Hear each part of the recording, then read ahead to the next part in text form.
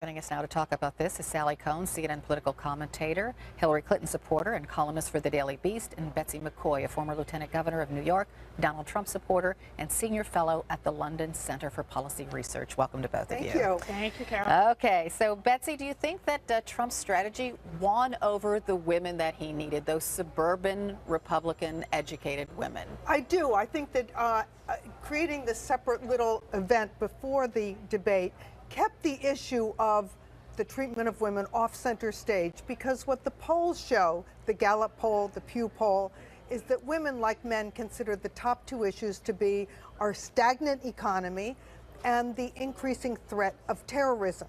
Well, the first 15 minutes of the debate, though, were on Donald Trump's bus comments. That wasn't his doing, but let me just explain. It was his doing. He said them. No, let me just explain, please, that he was answering a question.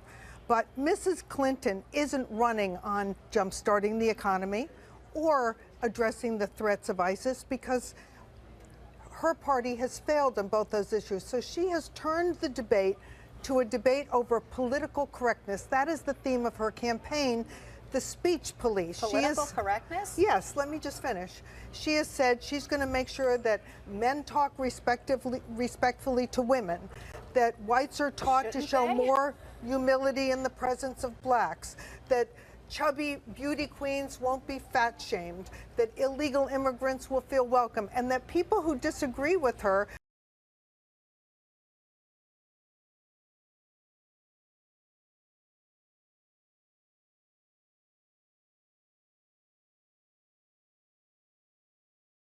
will be labeled bigots, racists, homophobes, xenophobes, and all those other deplorable names. He measured it against the really big issues we're facing, such as Christians being beheaded or drowned in steel cages, people unable to find work because our economy is growing at a meager 1.2%. Okay, we got it. So, Sally, your thoughts?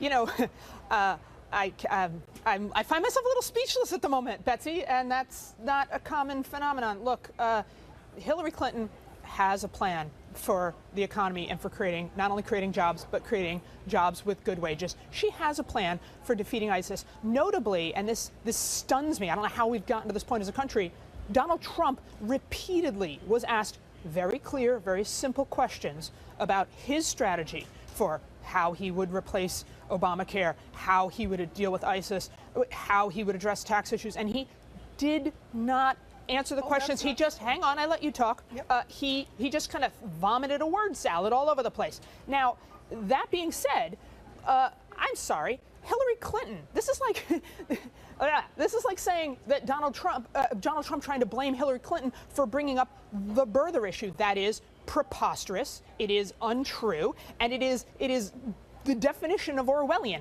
He brought it up again and again and again and again. The reason we're talking about the sexual assault of women and misogyny in general, as well as discrimination and prejudice and hate in this campaign, is because of Donald Trump, because he keeps bringing it up, because he keeps doing and saying things that are beyond the pale. Let's go back to the core issue. Let me just start by clarifying, because it just doesn't seem to be clear to Betsy or to the media, that Bill Clinton is not running for president.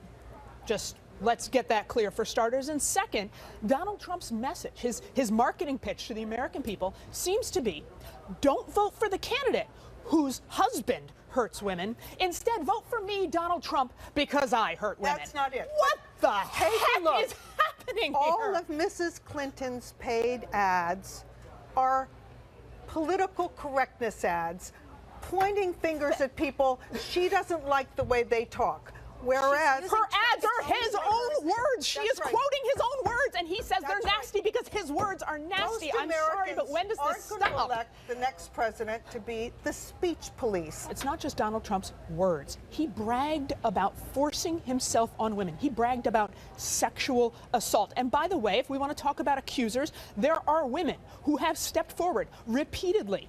There are active lawsuits to back up those claims, not just words. Let's stop trivializing Let's just stop trivializing it as words. We're talking about his actions, and his actions aren't just offensive, they're criminal.